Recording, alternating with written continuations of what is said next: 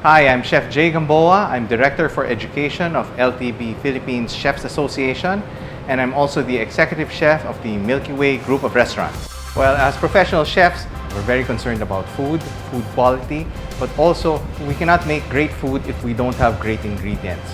So going back to the farmers, we understand that great care and effort is done to produce what they make, all their vegetables and all the raw materials for our food. We realize that, a lot of this goes to waste.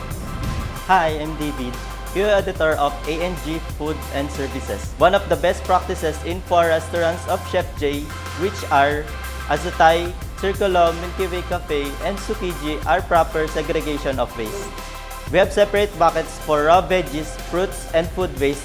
So that means iniwalay namin yung non-biodegradable. Teaching the staff and the chefs how to segregate properly.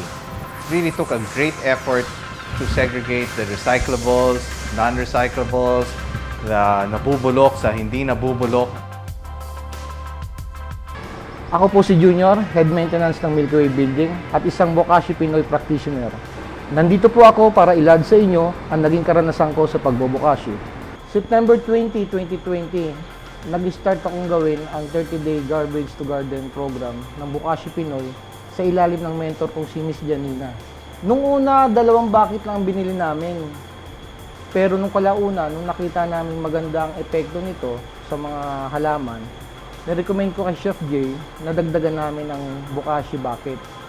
So kung makikita nyo, meron na kami ngayong 12 bucket na ginagamit namin sa pagbuburo ng mga food scrap. Every 4 p.m., kinokolekta namin lahat ang food waste ng mga kusina at dinadala namin sa staging area. Dito namin ginagawa ang Bokashi composting.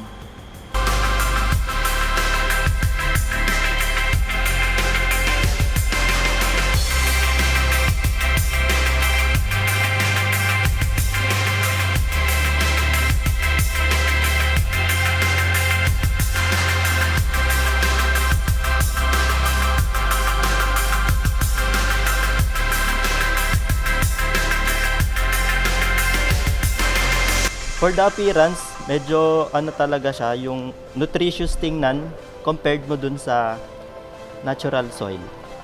When we first started this, we were very impressed with Bokashi Pinoy's mentoring system.